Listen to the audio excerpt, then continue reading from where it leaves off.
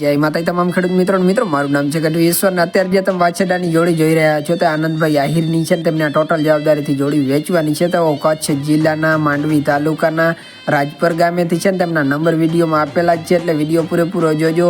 વિડીયોની અંદર નંબર આપેલા છે તે આનંદભાઈ આહિરના છે અને વિડીયોની ટાઇટલમાં નંબર અમારા આપેલા છે, તેમની ઉપર તમે આવા વિડીયો બનાવવા મોકલી શકો છો. ઓકે મિત્રો, જય માતાજી.